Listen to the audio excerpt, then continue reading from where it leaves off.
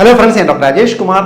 മരണം എന്ന് പറയുന്നത് ഇന്നും നമ്മൾ മനുഷ്യർക്ക് പിടിതരാതെ നിൽക്കുന്ന ഒരു സംഭവമാണല്ലേ. മരണം എല്ലാവർക്കും സംഭവിക്കുന്നുണ്ട്. മരിക്കുന്ന സമയത്ത് ശരീരത്തിൽ എന്തെല്ലാം മാറ്റങ്ങൾ ഉണ്ടാവുന്നതെന്ന് നമുക്കറിയാം. പക്ഷേ മരണ നിമിഷം അല്ലെങ്കിൽ മരണത്തിന് ശേഷം നമ്മുടെ കണ്ണുകൾ, നമ്മുടെ തലച്ചോറ്, നമ്മൾ മനസ്സിൽ എന്ത് കാണുന്നു, എന്തറിയുന്നു, തിരിച്ചറിയാൻ ഒരു മാർഗ്ഗമില്ല അല്ലേ. അതുകൊണ്ട് തന്നെ ഈ മരണവും മരണശേഷം നടക്കുന്ന കാര്യങ്ങളും എപ്പോഴും ആൾക്കാർക്ക് ഉത്സാഹവും ഉത്കണ്ഠയും നിറഞ്ഞു നിൽക്കുന്ന ഒരു സംഭവമാണ്. അതുകൊണ്ട് തന്നെ മരിക്കുന്ന സമയത്ത് നമ്മുടെ തലച്ചോറിൽ എന്തെല്ലാം മാറ്റങ്ങൾ ഉണ്ടാകുന്നു എന്നുള്ളതിനെ കുറിച്ച് എക്കാലവും ശാസ്ത്രജ്ഞന്മാർ പഠനം നടത്താൻ ശ്രമിച്ചുകൊണ്ടും ഇരുന്നിട്ടുണ്ട്. അതിൽ പുതിയതായിട്ട് വന്നിട്ടുള്ള ഒരു പഠന റിപ്പോർട്ടിനെ കുറിച്ചാണ് ഞാനിപ്പോൾ വിശദീകരിക്കുന്നത്. 2013 എലികളിൽ, ആരോഗ്യമുള്ള എലികൾ നടത്തിയിട്ടുള്ള ഒരു പഠനമുണ്ട്. അതായത് മരിക്കുന്ന സമയത്ത് ഈ ആരോഗ്യമുള്ള എലികളുടെ തലച്ചോറിന്റെ കോശങ്ങൾക്കകത്ത്, പ്രത്യേകിച്ച് അവരുടെ ബ്രെയിനിന്റെ ആക്ടിവിറ്റിക്കകത്ത്, ന്യൂറോ ഇമ്പൾസിനകത്ത് പെട്ടെന്ന് ഒരു വേലിയേറ്റം ഉണ്ടാകുന്നു. പെട്ടെന്ന് അവയിലെ ചില രശ്മികൾ വല്ലാണ്ട് പ്രതിപ്രവർത്തിക്കുന്നു, വല്ലാണ്ട് അവയുടെ വികിരണം കൂടുന്നു എന്ന് കണ്ടെത്തിയിട്ടുണ്ടായിരുന്നു. അതിനെ തുടർന്ന് മനുഷ്യരിൽ ഇതിനെക്കുറിച്ച് പഠനം നടത്താൻ പല ശ്രമങ്ങളും നടത്തിയിട്ടുണ്ട്. മരണസമയത്ത്, മരണത്തിന് തൊട്ട് മുന്നേയൊക്കെയുള്ള തലയോട്ടയിലുള്ള, തലച്ചോറിലെ, ബ്രെയിനിലുള്ള സിഗ്നലുകൾ ചെറുതായി തിരിച്ചറിയുന്നതിന് വേണ്ടി ശ്രമം നടത്തിയിരുന്നുവെങ്കിലും ഇതൊന്നും പൂർണ്ണമായിട്ട് ലഭിക്കുന്നതിന് മെഡിക്കൽ സയൻസിന്, ശാസ്ത്രജ്ഞർക്ക് സാധിച്ചിരുന്നില്ല. എന്നാൽ 2016 വളരെ യാദൃശ്യമായി നടന്ന ഒരു സംഭവം, അതായത് ഫിറ്റ്സ് രോഗമുള്ള, ജന്നി രോഗമുള്ള 87 വയസ്സുകാരനായ ഒരു കനേഡിയൻ സിറ്റിസൺ, വയസ്സായ മനുഷ്യനാണ്, 87 വയസ്സുണ്ട്. അദ്ദേഹത്തിന് തലച്ചോറിൽ ഈ ഫിറ്റ്സിന്റെ സ്റ്റഡി നടത്തുന്നതിന് വേണ്ടിയിട്ട് EG കണക്ട് ചെയ്ത് നോക്കുകയായിരുന്നു. EG എന്ന് പറയുന്നത് നമ്മുടെ തലച്ചോറ്, നമ്മുടെ ഹൃദയത്തിന്റെ ECG നോക്കത്തില്ലേ, ഹൃദയത്തിലെ ഇമ്പൾസുകൾ നോക്കുന്ന പോലെ, അതേപോലെ തലച്ചോറിന്റെ ഈ ന്യൂറോ ട്രാൻസ്മിറ്ററുകളുടെ ഈ വേവ്സിനെ പറ്റി പഠിക്കുന്നതിന് വേണ്ടി നടത്തുന്ന ഒരു പഠനമാണ്. ജന്നി രോഗമുള്ളവർക്ക്, അതേപോലെ തലച്ചോറിൽ മറ്റെന്തെങ്കിലും തരത്തിൽ മുഴകളോ അല്ലെങ്കിൽ തലച്ചോറിന്റെ ആക്ടിവിറ്റിയിൽ വ്യത്യാസം, ഉറക്കക്കുറവ്, ഇങ്ങനെയുള്ള എല്ലാ കേസുകളിലും EG നോക്കാറുണ്ട്. ഇങ്ങനെ ഈ 87 വയസ്സുള്ള മനുഷ്യനിൽ EG നോക്കിയ സമയത്ത് അദ്ദേഹം പെട്ടെന്ന് ഹൃദയാഘാതം വന്ന് മരണപ്പെടുകയുണ്ടായി. അതായത് മരണമടയുന്നതിനോടൊപ്പം ഏകദേശം 900 സെക്കൻഡുകൾ ഇദ്ദേഹത്തിന് തുടർച്ചയായിട്ട് നമുക്ക് EGയിൽ ഈ ന്യൂറോ ഇമ്പൾസുകളെ രേഖപ്പെടുത്താൻ സാധിച്ചു.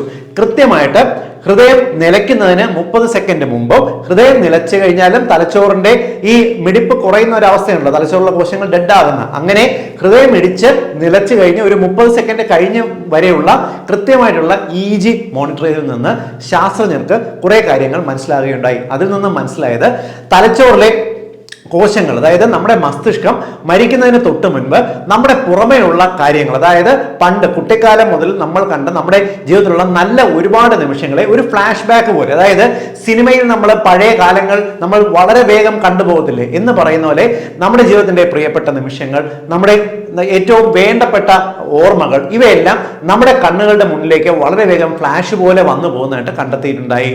എങ്ങനെയാണ് ഈ EG നോക്കിക്കഴിഞ്ഞാൽ മരണമടയുന്ന ഒരാളുടെ അല്ലെങ്കിൽ തലച്ചോറിന്റെ ഈ ആക്ടിവിറ്റി എങ്ങനെയാണ് അറിയാൻ സാധിക്കുന്നത്? ഈ കണ്ട കാര്യം ശരിയാണോ എന്ന് അറിയാനായിട്ട് ഈ മരണമടയുന്ന ആളിനോട് വീണ്ടും പോയി ചോദിക്കാൻ പറ്റത്തില്ലല്ലോ. ഇങ്ങനെ നമുക്കൊരു പക്ഷേ ലോജിക്കലി സംശയം തോന്നാം. ഇത് എങ്ങനെയാണ് കൃത്യമായി അവർ മനസ്സിലാക്കിയെന്ന് ഞാനിപ്പോൾ വിശദീകരിക്കാം. നമ്മുടെ തലച്ചോറ് പലതരത്തിലുള്ള ന്യൂറോ വികിരണങ്ങൾ പുറപ്പെടുവിക്കുന്നുണ്ട്. ഈ ഓരോ വികിരണങ്ങളുടെയും ഫ്രീക്വൻസി, ആംപ്ലിറ്റ്യൂഡ് വ്യത്യാസമുണ്ട്. അതനുസരിച്ച് നമ്മുടെ തലച്ചോറിന്റെ ആക്ടിവിറ്റിയെ കൃത്യമായി മനസ്സിലാക്കാനായിട്ട് സാധിക്കും. 100% ഇത് പെർഫെക്റ്റ് ആണെന്ന് വെച്ചാൽ അല്ല. എന്നിരുന്നാൽ പോലും ഈ ആക്ടിവിറ്റിക്ക് അനുസരിച്ച് കാലങ്ങളോളം നടത്തിയിട്ടുള്ള പഠനത്തിൽ നമ്മുടെ തലച്ചോറ് എങ്ങനെയാണ് പ്രവർത്തിക്കുന്നത്, ഏത് ഭാഗത്തോട്ടാണ് ചിന്തിക്കുന്നത് എന്നെല്ലാം കൃത്യമായിട്ട് മനസ്സിലാക്കിയെടുക്കാൻ ശാസ്ത്രജ്ഞർക്ക് സാധിക്കാറുണ്ട്. ആ ഒരു കാറ്റഗറിയിൽ നോക്കുന്ന സമയത്ത് ഈ വേവ്സ് ഏതൊക്കെയെന്ന് പറഞ്ഞുതരാം. ഒന്നാമത്തത് ആൽഫ വേവ്സ് ആണ്.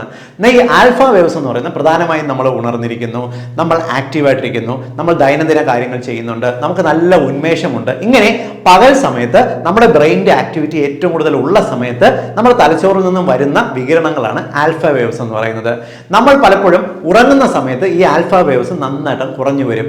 എന്നാൽ നമ്മൾ ആദ്യത്തെ ഒരു ഉറക്കം കഴിഞ്ഞിട്ട് നമ്മൾ വെളുപ്പിന് ഒരു 2-3 മണി കഴിയുമ്പോൾ സ്വപ്നങ്ങൾ കാണത്തില്ലേ?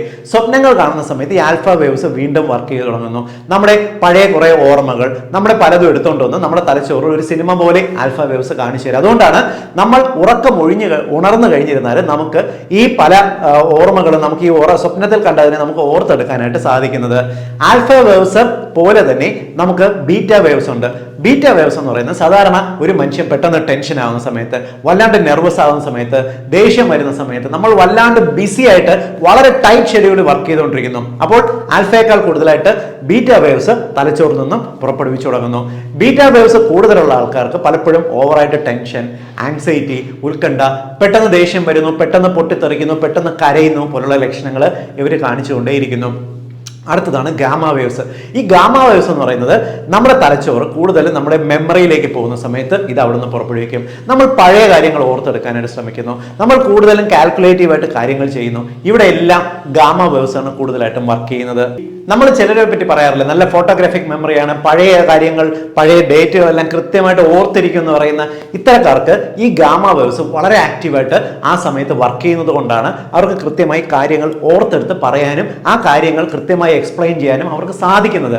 അടുത്തത് ഡെൽറ്റ വേവ്സ് ആണ്. ഈ ഡെൽറ്റ വേവ്സ് എന്ന് പറയുന്നത് നമ്മൾ പൂർണ്ണമായും ഉറങ്ങുന്ന സമയത്ത് നമുക്ക് ഈ ആൽഫ വേവ്സ് കുറഞ്ഞിട്ട് ഡെൽറ്റ വേവ്സ് കൂടുതലായിട്ട് പ്രൊഡ്യൂസ് ചെയ്ത് തുടങ്ങുന്നു.